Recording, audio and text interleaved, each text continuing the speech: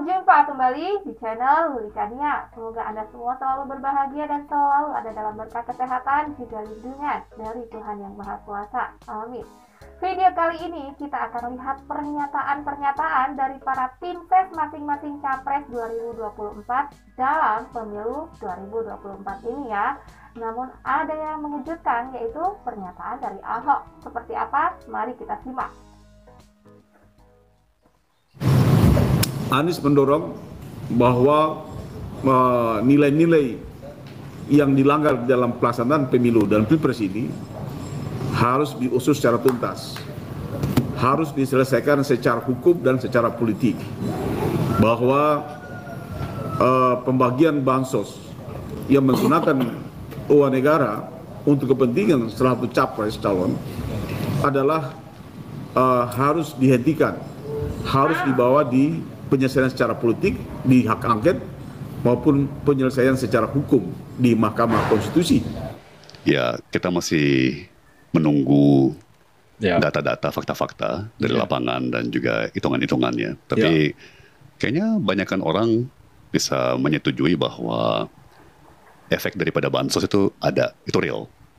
Kita masih hitung-hitung ya, tapi hemat saya kalau dua efek itu dihilangkan, menurut saya sih mayoritas daripada pemilih itu tidak di garis keberlanjutan. Kalau misalnya kita menggabungkan 01 dan 03, ya menjadi oposisi atau menjadi suara perubahan, ya kan? Dan kita hilangkan efek bansos dan efek intimidasi oleh aparat. Hemat saya sesungguhnya mayoritas daripada rakyat hatinya sudah di semangat perubahan. Saya tetap yakin bahwa pemenang yang sesungguhnya daripada pemilu adalah perubahan. Indonesia memanggil, ya, tolong dicatat. Kami harapkan seluruh pendukung Anies Baswedan untuk berbondong-bondong bergabung dengan Indonesia memanggil. Pembandingan antara suara luar negeri yang Mas Ganjar unggul di Amerika Serikat, kemudian di London, kemudian di Perancis gitu ya. Karena saya berkomunikasi dengan kawan-kawan yang melakukan quick count di sana, juga termasuk yang real count kemarin begitu ya. Tetapi ketika hal itu menjadi pattern atau pola di 2004, 2009 SBY menang, di luar negeri, dalam negeri juga menang. Kemudian 2014 Jokowi juga begitu, 19 juga begitu, kemudian juga menang di dalam negeri. Tapi kali ini betul-betul jungkir balik. Pola yang sama sekali 180 derajat berbeda ini saja kita sudah melihat. Oh ternyata kalau yang nggak dapat sentuhan bansos itu memang murni hasilnya begitu. Tapi kalau yang dapat sentuhan bansos, saya selalu katakan begini. Yang namanya anggaran 492 triliun monyet aja dibekalin itu jadi presiden, apalagi manusia begitu. Jadi baik. Bukan hanya pembagian bansos yang sekarang presidennya terlibat. Dari awal dia menjabat jadi presiden, ini Pak Jokowi sudah ikut terlibat di mana-mana, Ibu. Jadi itu dari dulu justru yang membuat beliau ini saya kira elektoralnya tinggi, popularitasnya masih tinggi sampai sekarang di akhir periode menjabat itu. Ya karena ini dilakukan sendiri oleh Pak Presiden. Yang aneh itu begini, kemarin kan ada video juga beredar bahwa Presiden bagi beras depan istana. Lalu dikatakan politisasi. Padahal itu video 1 tahun sebelumnya belum ada capres-cawapres. Dan itu sudah dijadikan sebagai berita buruk lah yang kurang lebih seperti itu. Kemudian yang ketiga, sekarang saya tanya, kira-kira apa tadi yang dimaksud dengan pelanggaran yang dilakukan oleh Presiden? Katanya etika, yang penting etika. Jadi melanggar apapun silakan. Mana ada. Kalau ada memang tuduhan terhadap pelanggaran hukum yang dilakukan oleh Presiden, itu tuduhan yang sangat serius. Kemudian yang keempat, kalau misalnya ini mau dikoreksi, saya sudah tantang tadi kan saya katakan, masing-masing paslon ini masih punya anggota DPR RI. Silakan. Jadi yang katanya tadi Bu Risma pasti nggak bisa bicara. Kenapa nggak bisa? Melalui DPR kan bisa. Ada partai-partai. Silakan dibahas, dipanggil. Ya, dipanggil instansi terkaitnya ditanya. Dan di sana itu pasti insya Allah saya yakin itu akan terbuka.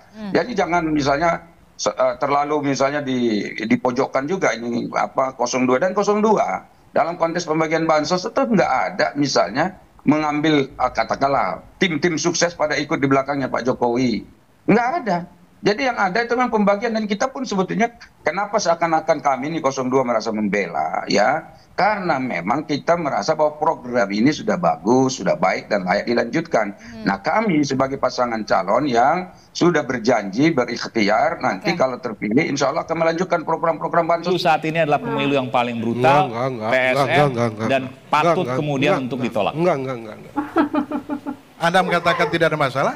Oh, bahaya sekali. Dan itu tidak mendidik, sorry. Oh enggak, kalau kita mengatakan bahwa terlalu banyak fakta. Enggak begini. Kalau bilang ada masalah, iya. Kalau bilang brutal dari sepanjang pemilu, tidak juga.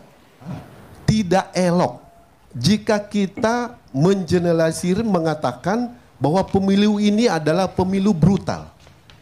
Saya ingin membantah. Kenapa? Saya ingin memberi contoh. Namanya Komeng. Sosok yang hidupnya sederhana, tapi dipilih oleh jutaan rakyat di Geri Pasundan, di Jawa Barat.